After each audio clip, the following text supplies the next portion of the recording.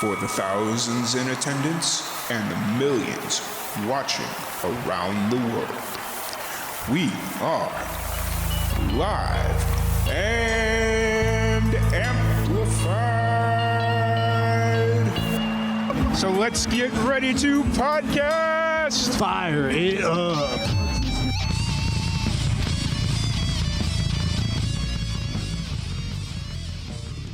Welcome to Live and Amplified Livecast. I'm your host, Tom Quiet, and we are back at it again with another amazing podcast. Today, we have a very special guest. We have Davis Mallory. How's it going today, Davis? It's good. How you doing? Doing pretty good. You know, it's just been one of those days, busy day at work, and then I came home and it was like, cool. And now I'm sitting here chatting with you. So I'm really excited to get to know more about you and everything you got going on. It's been a busy 2022 for you already. So can't wait to jump into that a little bit more. Okay, cool. Thanks, Tom. But before we kind of jump into all your new music, let's kind of give you an opportunity to introduce yourself to everyone and like what your background in music is.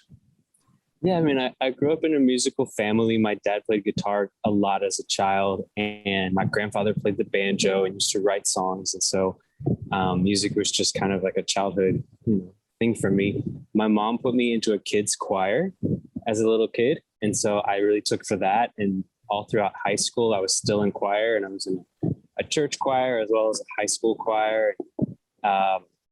In the church choir, I auditioned for an a cappella group. It was just 4 guys and 4 girls accepted. And several of those people went on to get record deals and pursue music for careers. And I think that's what fueled my passion or my just belief in myself that I had something that could go far in the music industry. Christian Stanfill is a well-known Christian singer, and he was in that group with me. So he's probably the most successful of the group of those guys. But yeah, and then I did The Real World on MTV, which was like totally not music related. But when it ended and I had a chance to talk to the director of the show and ask him, like, what should I do with this opportunity that just finished? He was like, whatever you wanted to do before, Davis. That's what I tell everybody. And for me, it was music. And right around that time that I started to do The Real World, I saw those very people in my church choir get the success that they were getting. So I was like, I should probably chase after music. And I started to. So. Gotcha. So after the Real World is when you really after The Real World, that's when you really decided to kind of jump into your music full bore. When you were kind of going through that process of deciding what kind of musician you wanted to be, what kind of sound you wanted to have, who were some of the musicians you were listening to as like influences as you were kind of trying to figure out what kind of musician you wanted to be? You know, I grew up in Atlanta, Georgia, and I listened to a lot of country music. And like Tim McGraw was a favorite artist of mine. Even, Keith Urban, Kenny Chesney, guys like that. I also, in that exact moment in time, was listening to a lot of dance music like Cascade and Avicii. And when I set out to create music, I sort of combined those two things at the beginning. Like I moved to Nashville and I stereotypically wrote country songs only, but I was still at the car after the songwriting session finished listening to dance music on my way to my house. And so I started reaching out to DJs and sending them these sort of country sounding songs. And the very first success I found in it was a Swedish DJ named John Dalback, who had worked with Avicii. He'd worked with Lady Gaga, Swedish House Mafia, and he took one of my songs and remixed it and signed it to Armin van Buuren's record label, Armada Records. It was my very first song to be signed to a label, and it came out in June of 2017. And that sort of shaped my sound going forward. I started venturing more and more into just pure pop, and we can talk about that later, but that came about by visiting Europe and songwriting in Europe. And that just totally changed the types of songs I was writing, because the ones I was writing in Nashville were country. Yeah. So now, when you moved to Nashville, why did you feel like you had to write country, or was it just like a phase? Did you feel like you had to write country, or was it just kind of a phase that you went through? I think it was the predominant. It is what Nashville is known for. And most people that I met, it's like most people that were there for country careers. Mhm. So when I was writing songs, it was just like, well, here's a new person that wants to do country, or here's a legendary songwriter who's written legendary country songs. Mhm. And that was just very accessible for me in Nashville. Mhm. Whereas like finding the people doing pop music, it actually took a few years to even discover those people's existence, because they are in Nashville. I just didn't see them at first. Gotcha. How do you think you would have gotten into music as quickly as you did if it was not for your real world experience and talking to that producer? Or how do you think that's kind of changed your journey? When I finished The Real World, it was 2006, and I wrote my very first song in Nashville in 2014. Okay. So we're talking 8 years. Mhm. And so I don't feel like that Real World show put me in a studio or put me in a songwriting session at all. When it ended, I didn't know a single songwriter, producer. I didn't have a friend in that field. Mhm. And I was living in Atlanta, Georgia when I finished The Real World. And even though it's a predominant music city, I didn't have connections in that scene and couldn't figure out how to get my foot in that door. Okay. I moved to New York City after living in Atlanta, and I got a job working at a record label. And I don't want to make this a long story, but it was a result of me becoming a music blogger that right after The Real World finished, I became a music writer, and I did that for maybe 2 years. And I was just, reviewing albums and interviewing artists. It was like my passion. I had never written a song, and I interviewed for a record label job, and I got it. And that was one of my bucket list life dreams, was to work at a record label. And I got a job in a label called Astroworks in New York City. That was the home of David Guetta and Swedish House Mafia at the time. Okay. And Kylie Minogue was also on the label. And I did that job for 2 years, and I really enjoyed that job, but I didn't see myself wanting to stay as an employee of a record label forever. Yeah. I still wanted to be a singer. I would love to have been a singer for David Guetta more than, managing his career in some regards. Yeah. And I met a singer-songwriter whose career became successful after meeting him. At the time, he was an unknown person. But after meeting him, he got on a Kygo song as a featured singer. And he was one of the first songwriters I ever co-wrote songs with.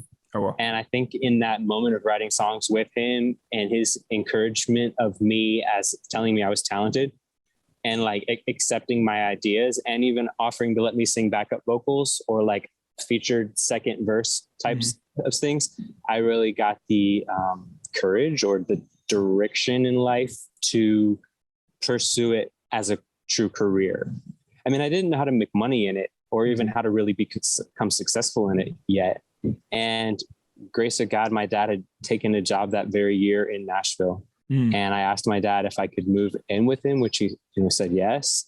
And when I moved to Nashville, I was living with my dad and trying to figure out how to get my foot into the door in Nashville. Gotcha. And that was in 2013, 2014. So. Gotcha. And that whole process of learning how the music business worked and how to get your foot in the door, that was a real learning curve and a lot of trial and error. Yeah. I mean, I've been told by some that it's a unique thing that I've that record label background, and now I'm an aspiring artist, because not all of them have that. And in some ways, I think it helped me kind of brand myself or market myself, because that's what I was doing for other artists. And I was doing press for other artists. So then when it came time for me to do press for myself, I kind of knew how to be my own publicist. Yeah. And I kind of knew how to be my own A&R. Yeah. Like I knew how to strike up a conversation with a DJ or their manager to create a song collaboration. So a lot of these releases that are coming out right now are all on my own 2 feet, Awesome.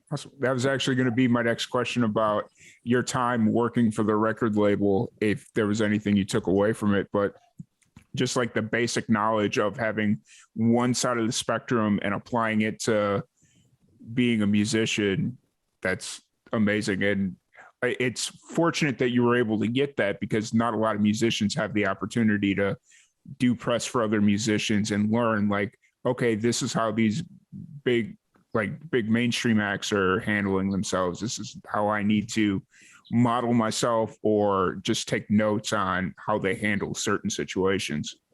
Yeah. So that's really incredible. So 2013, 14, you moved to Nashville and you're just kind of figuring out the situation. Was there a certain moment that everything just started to click and make, or as your career started going, or what that, yeah, was there a certain moment in Nashville that everything started to click for you? You know, there's a movie by the Muppets. It's called Muppets Take Manhattan. Mm-hmm. And they try to go to New York City and become famous, and they get rejected a lot. And I remember seeing that as a child, and that's what my career felt like at the beginning for me. It was like so many rejections and so many passes, and we don't like this. You know, I would reach out to an artist, like a DJ, a big DJ, and I'd send him a folder of songs, and I'd get an email saying, oh, we don't like any of these songs. Or I'd try to reach out to a record executive or a record label, and they would just be like, they wouldn't respond at all, or they would just say flat out like, nah. So it was lots of that. And I think I just had this, I don't know, like fire and belief in myself that I just could. So I just never let any of that really like depress me or stop me from just continuing. And I had my very first job pre the record label was a sales job where I had to call 100 people every day, hoping that between 1 and 10 would buy from me. So I had that approach with this as well, thinking that like maybe 90 will not like me, but maybe 1 to 10 will. And that's when things started to, and that's how I still do my career. Like I just hope for that 1 to 10, 1 to 10 that will say, sure, hey, I like this song.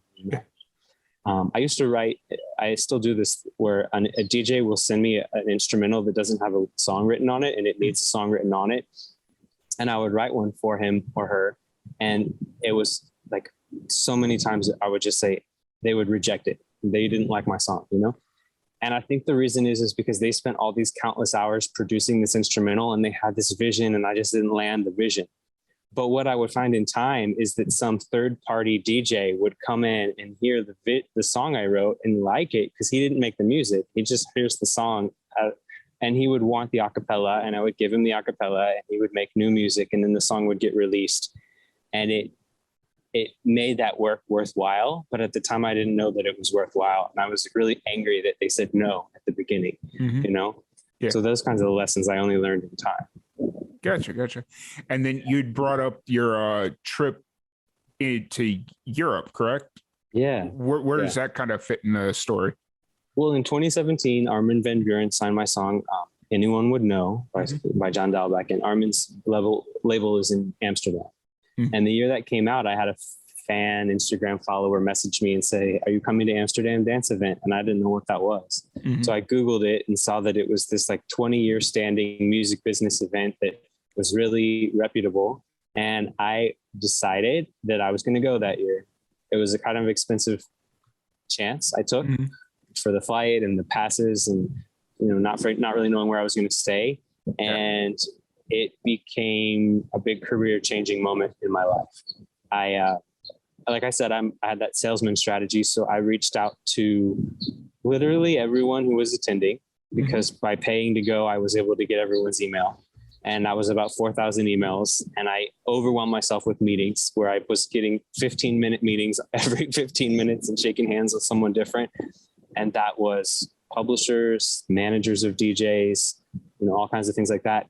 And when the conference ended, I chose to stay and work with these DJs or these managers of DJs that I just took a meeting with, and ended up meeting a really nice girl who was pursuing a songwriting, singing career like myself, who offered me to live with her. I lived with her for 2 months. I crashed on her couch and I was in songwriting sessions. I wrote 25 songs in about 2 months. I traveled to Sweden, Denmark, London, and then stayed with her in Amsterdam.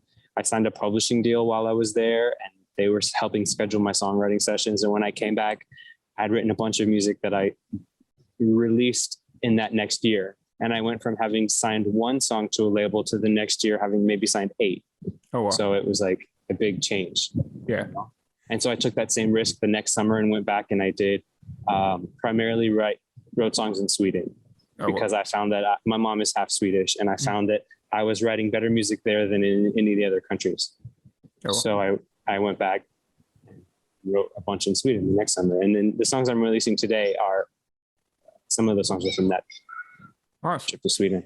Gotcha. Is there any particular reason you think that Sweden just kind of spoke to you as far as writing better music, as you put it? Well, I always liked the producers from Sweden. You think like Max Martin, you think ABBA, Avicii. There's more than that. Actually, the very first time I went to Sweden, in this strange encounter, I met a woman off LinkedIn. I wrote her a message on LinkedIn. I met her for coffee, discovered after having coffee with her that she was a very famous actress in the 90s. She was signed to Warner Brothers, and now I'm meeting her at 40 years old, and she's like not as famous, but still quite famous. And she brought me in on a songwriting session with the producer of Robin, the Swedish artist.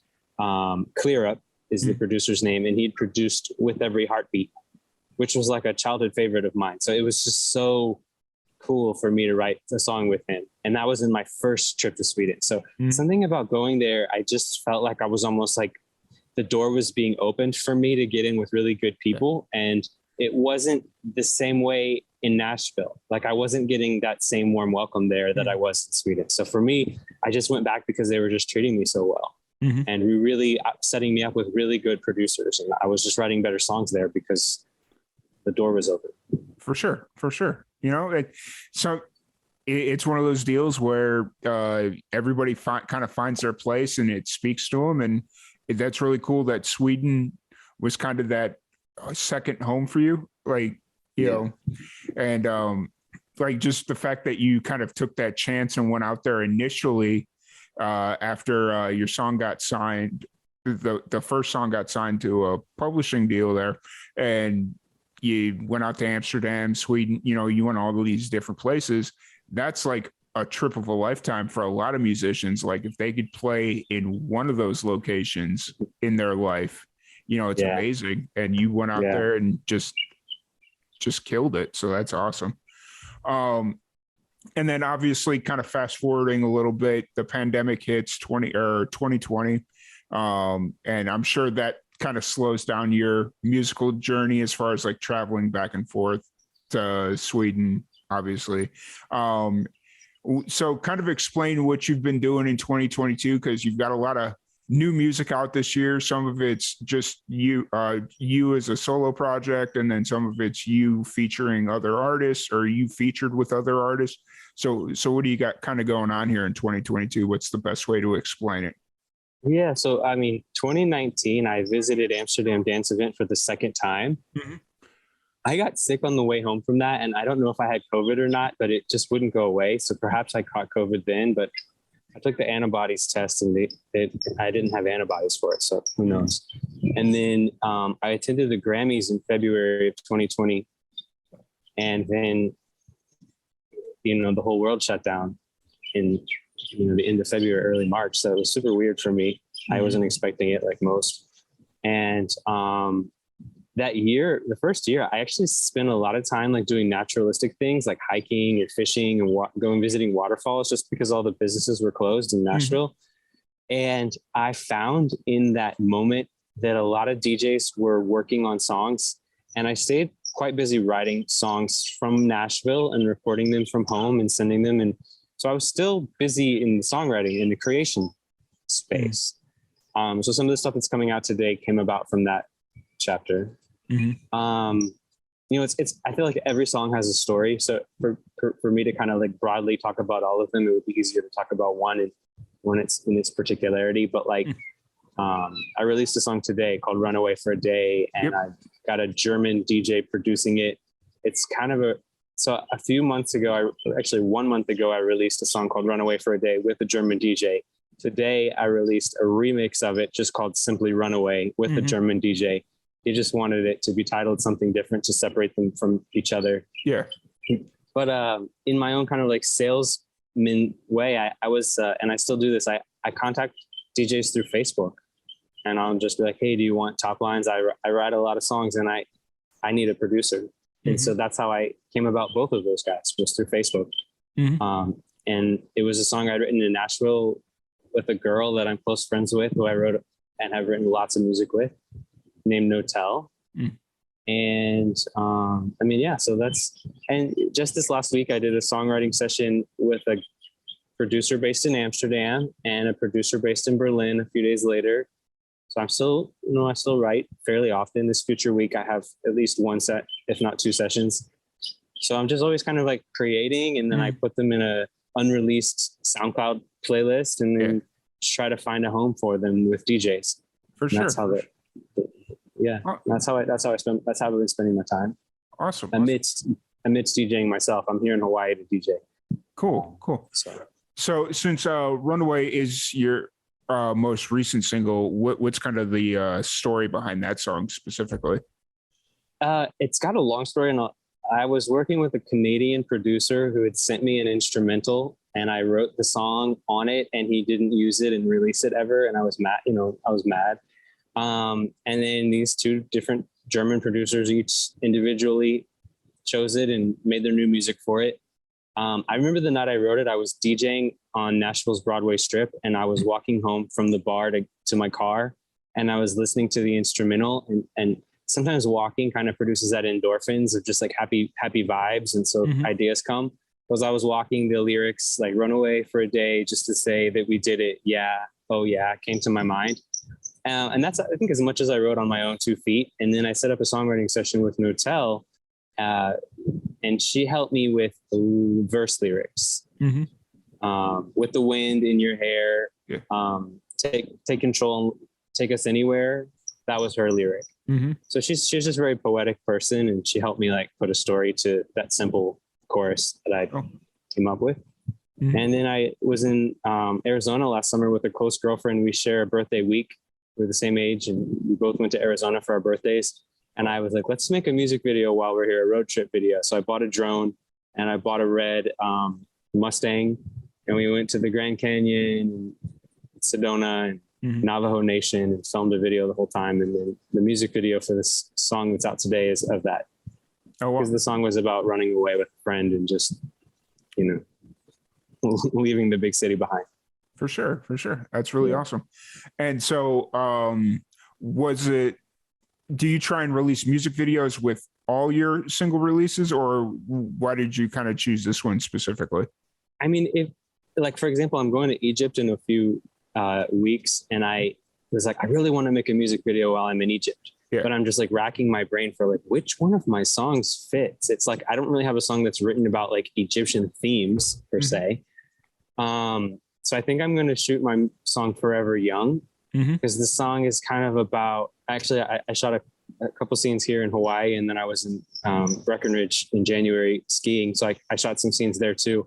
I kind of want it to be sort of like bucket list music video, just like doing all because these are all bucket list items of mine. Yeah. So when it comes to music video creation, sometimes it's really easy for me to make a video. Like I just released a song on Valentine's Day called Cologne. I'm gay, so it was kind of like a gay song about your cologne rubbing on another man's cologne. It was a very easy video to create because it was simple. I put out a song in November called "Tell Me Why You Made Me," which was like my question to God, like, why are we here on Earth? And I can't really think of how to make a video for that, so I haven't shot one, and I may never. There's a few songs in my career where I just can't think of what to do to make a video for them. So I just don't, Yeah, I got you. That makes sense. And so you kind of take opportunities or things that you're doing and see if it applies to one of your songs or one of your upcoming songs. And that's really cool. So Runaway, the single's out now, the music video's out now. That's up on YouTube and Facebook and all that stuff. Yeah. So what's kind of next for 2022? Obviously you've mentioned a few things already, but what's kind of the plan for the rest of the year, all that fun stuff? Yeah. Back in October, I shot a video for a song that's one of my favorite songs on my album, Little Victory. It's called Fire Signs. I'm a Leo, and I wrote it with a girl who's an Aries, and both of us are fire signs.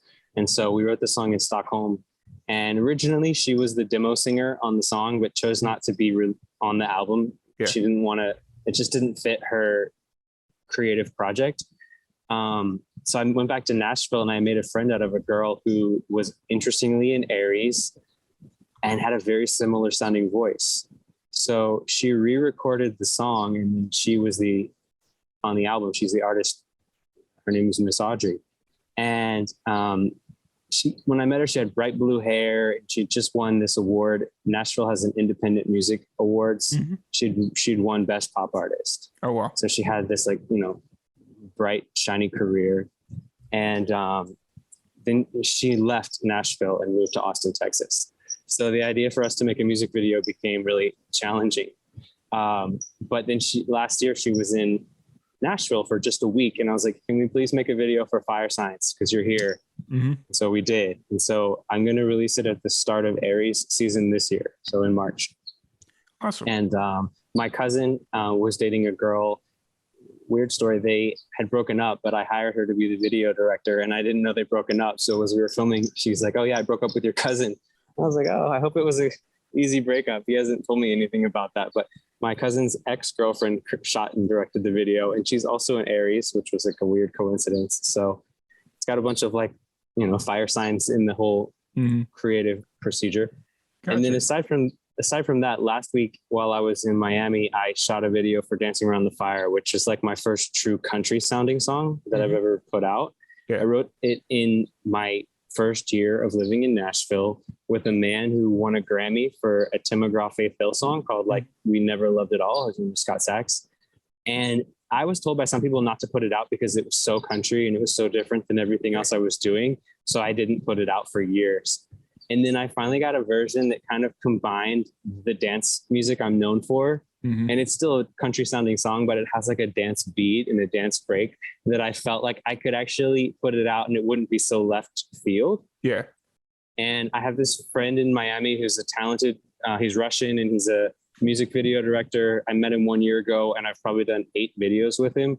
So I asked him, I was like, can we make a video for this song while I'm in Miami? I know it's not Nashville. I probably should be doing this in Nashville, but we rented an old fashioned, like really old red truck in like the 1950s.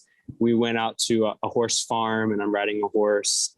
And we went to an additional farm and they had like a tree house and we lit a bonfire and they had goats and pigs. And like, we made this very country video in Miami, which it doesn't look like I'm there, but, and those are the 2 like unreleased videos I haven't put out yet. Yeah. And so, you have plans, or do you have confirmed dates or plans for those, or is it just kind of when it's right? Fire Signs, I'm going to put out like March 23rd. I think that's the first day of Aries season. So it's scheduled for like that day. Dancing Around the Fire, I'm waiting on the director to help me finish the edits. I'll probably launch it once it's done. Like it's kind of like once it's ready, it'll go out the door. Gotcha. Yeah. Cool. And then, okay. No, go ahead. No, I was going to say, I mentioned that I'm going to Egypt. A group of friends, like 15 friends are going there in the first week of March. And I have never been, and I just wanted to go. So I'm going kind of not business related, just tourist related. But on the end of that trip, I'm looking at either going back to Sweden, back to Amsterdam, possibly London, possibly Berlin, just for a week of songwriting. So I can, load up on good songs. Nice. But yeah, while you're out there, why not? Since you're kind of getting ready to go into that process of creating music and writing, and I'm sure you're kind of always writing music, whether you're thinking about it or not, what kind of is your creative process, so to speak? Sometimes it's a title, like with Cologne, that was a title. With one of my songs called Shirtless, that was a title. Atlanta was a title, where like I'd written these things down in my phone and I was like, I want to write a song with these titles. Sometimes it's like super organic and I don't expect it. Like the last 2 songs I wrote in Nashville last week, I didn't have a title. I listened to music and sang melodies and we began to write a song. And by the end of the song, we figured out what to call it from what word we were saying the most, Yeah. With this trip to Sweden, or I say Sweden because I'll probably will go there, but with this trip to Europe, I need to probably make a list. I've had a lot of international travels this year. Like I've been spending more time in Miami and I'm presently in Hawaii. So I think, Maluma's song Aloha? Vaguely. Living in Miami, Maluma's like God down there. He's like very well known, and that song was on the radio a lot. And I think I would like to write something kind of in that, but my own version of that, like about my travels and like, you know, it's like something that kind of represents the amount of time I've been dating a Venezuelan. I've been learning Spanish, and I've been to Miami more than Nashville. So probably something that touches on that chapter of what my life is like right now too. Yeah, for sure. And you've been doing all sorts of traveling, like you mentioned. Do you kind of still see Nashville as your base, or do you see a world where you pick up and move down to Miami or something? I don't know. I mean, one of my life goals is to like develop a farm and live on it and have horses and grow food. Mm-hmm. And I could do that in Nashville, but it's not very tropical, so not that many things can grow there. Mm-hmm. Being here in Hawaii this week has made me realize this could probably be a better place to do that. Or South America would be another nice place. I have to come back to Hawaii 2 more times this year, and I'm bringing my boyfriend and I'm bringing my mom. So I want to see if they feel the same things that I feel about this place. It's like, this might be a nice place to just like buy some land and, build a farm. Yeah. However, I think Nashville is a place I own a house in Nashville, and I will probably always want to have my foot there, because whenever I'm there, I'm very creatively inspired, and I'm kind of competitively inspired. Yeah. And I think that's good for me to stay there. For that especially if you're creatively inspired and competitively inspired, it's always good to have your, at least some roots there, maybe not all your roots. Like if one of your life goals is to build a farm and like a self-sustaining farm type situation, and you think Hawaii is going to be better for that, but traveling, it's not the 1960s anymore where it's going to take, or the 1860s where it's going to take forever, to get from one place to the other. It's not, now it's a good time to kind of spread wings and see what happens. So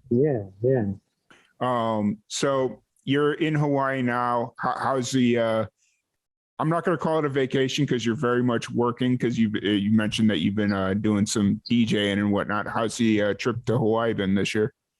Yeah, it's my first time here. I'm staying on the biggest island, the Big Island. I'd thought to visit one of the other islands while I'm here, but the people I know that live on those other islands are all either out of town or have other visitors coming. So I'm just going to stay here the whole time. Mm-hmm. On my first day here, I drove around half the island up the left side of the map, and then it got dark and I returned home. And on my second day, I did the same thing, but on the right side of the map. Yeah. And yesterday, I just stayed at the beach, and I actually went manta ray,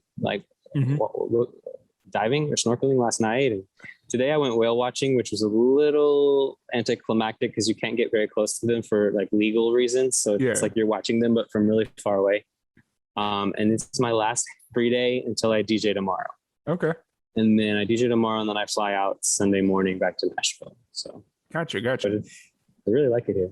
For sure. I've never been to Hawaii, but it's also one of my goals to get out there, as well as a few other places. But so you're DJing tomorrow and all that. How do you kind of separate, or how do you feel getting ready? Is this like one of your first big shows for the year, or have you been doing some shows already this year? Actually, I DJ'd New Year's Eve in El Paso, Texas at a country club, which was super cool. I'd never been to El Paso, and if they hadn't booked me, I may have never even ever gone there. It wasn't really on my list of places to see. Yeah. I'll just say I fell in love with it, and I really enjoyed it, and I would love to go back. It was such a cool border town. It's on the border of New Mexico, Texas, and Mexico. Yeah. I had the most amazing Mexican food that I can't find anything close to anywhere else. Yeah. And then the next week I was booked to DJ in West Palm Beach, and they canceled because of COVID. Oh, wow. I went anyways because I'd already booked my trip, and I told friends I was coming. So I just went anyways. They paid me a deposit. So I was like, well, I'll just use the deposit and go to West Palm Beach. And then the next week I DJ'd in Denver. Oh, wow. And I followed that with a ski trip in Breckenridge. Nice. West Palm Beach is cool. And then I've never been to Breckenridge, so. Yeah, I had never either, actually, but I really liked it. Yeah. So And then now I'm here in Hawaii, and then in the future I have a job in Phoenix, Arizona, and a job DJ job in the Keys, Isla Morada Keys. Okay. Both of them are in April. Nice. I've been to Isla Morada several times. Every January, they obviously not the last couple of years with the COVID and all that stuff, but they have a bluegrass festival that we go down to and do media for. So, nice. Where are you playing at in Isla Morada? Oh, I don't know the venue. I don't even honestly know the venue I'm playing here in Hawaii. It's horrible to say that. It's in my calendar, and people have been asking me all week, and have never looked it up. It happens. I'll look it up tomorrow before I go there. Gotcha. That's probably smart. Yeah. And then El Paso, it's funny that you kind of said that you'd never been to El Paso and never put El Paso on the places that you wanted to visit, but ended up falling in love with it, because I lived in Southeast New Mexico for about 4 years, and I went down to El Paso a few different times, and I went there and I was just like, doesn't do it for me. Like it's a big city, but it's right there on the border. So it's just like, I'd rather stay like in Las Cruces, which is a little bit further north, but yeah, I went there. Yeah. And then I would like to visit Marfa. Okay. I want to. Yeah. Is that the place with the Prada store? Maybe. Yes. Okay. Yes. Gotcha. Yes. I lived in Roswell, New Mexico for 4 years. Oh, wow. Okay. Yeah, I'd like to see that as well. Yeah. I did not get abducted by aliens, if anybody's wondering. Yeah. Did not happen. So yeah. No, it's awesome. It's great to see that you're doing so much in 2022. By my count, you've released 9 songs already this year. Probably. I've had one every Friday, and I have a few more that I think I have a gap where I don't have any in the month of March, but like I said, March 25th, Fire Science comes out. So I feel like almost every Friday up until March 25th, I have something scheduled. Nice. And then, I don't know, I need to start working again. Gotcha. Well, that's amazing, man. So before we kind of wrap this up, because I can hear SpaceX starting to ramp up their engine testing for some reason at 9:30 at night, but it's going to get loud here in a second. So do you live near SpaceX? Yeah. McGregor, they have a rocket testing facility, and for whatever reason at about 10 o'clock at night, they start revving up those test engines, even though they're not supposed to. So it's one of those things. But anyways, so as far as kind of advice, one thing that we like to do with everybody on here is pass on advice to younger musicians, so we can ensure that there is a next generation of musicians with a solid foundation of knowledge. So what's kind of one piece of advice that you've learned throughout your career that you'd like to pass on? Well, I mean, I feel like I shared a good one, which was that kind of salesman-y aspect I've chosen to use my career. I mean, I've applied that to trying to get press, to trying to get DJs to be involved with my career, to trying to find a manager or find, a legal team or a press team. Like, it's just that it's the numbers game. Like, try to reach out to 100 people and hope that, 1 to 10 write you back, because that will certainly help. When I moved to Nashville, I bought a copy of a magazine. It's Music Row's magazine. Nashville's famous for having that Music Row. And it was the In Charge edition of the magazine, and it printed 300 people's biographies, and they ranked them for that year as being the most in charge of Nashville. And it gave their emails, and I emailed all 300 of them. Oh, wow. And I would say about 1/3 wrote me back. Maybe more wrote me back, but I think I met about 100 of those people for coffee. I took them to coffee. I paid for their coffee, and I think that tremendously helped me get my start in Nashville. And I think that kind of approach, wherever you're living, can really, if you're living in LA or New York or Austin, just trying to do that same kind of thing for music can certainly help you get your career going in the right direction. So that would be something I would encourage people to do. For sure. And just the taking the chances of even getting rejected is write an educated email. Don't write something sloppy, because they may not write you back, but write something polite and educated. And be very, like, one thing that I've learned just kind of doing this stuff in that same line is just being very direct. Don't beat around the bush, or, you know, be very vague. Just like, if you want to talk to them about something specific, say, hey, this is a situation, you know. That's one thing that I've learned over the last few years is they respond better when they know exactly what you want or what you're reaching out about. So that's super good perspective. Yeah. So, but yeah, so as kind of moving forward, if people want to check out your new music, your current music, any upcoming shows, all that fun stuff, where's the best place for everyone to check out what you got going on? I feel like Instagram is the place I use the most for like the first announcements. Spotify and Apple Music and YouTube Music are great places to hear my releases. SoundCloud too. Mm-hmm. But I think Instagram is kind of where I'm most active. You know, I post my story about what I did that day. And it's kind of my go-to place for first releases. I also have a website, davismallory.com. So I have merchandise. I just launched a cologne brand this Valentine's Day in unison with my song Cologne. Mm-hmm. So that was something I've been working on for a while in the background. It's up on. Awesome. Yeah. Well, once again, thank you so much for hanging out with us. And of course, yeah. Anybody out there listening, make sure you go check out Davis Mallory. Runaway is out now. The music video, and then all the brand new music that you've released so far this year, which is crazy. I was sitting there as I was kind of preparing for everything. I was like, oh, we've got so much to talk about. It's going to be fun. There are a lot of songs. Yeah. But once again, I really appreciate it. Thank you, Tom. Appreciate you taking the time to sit down and chat with us. Thank you, everybody, for hanging out with us, and we will see you guys later.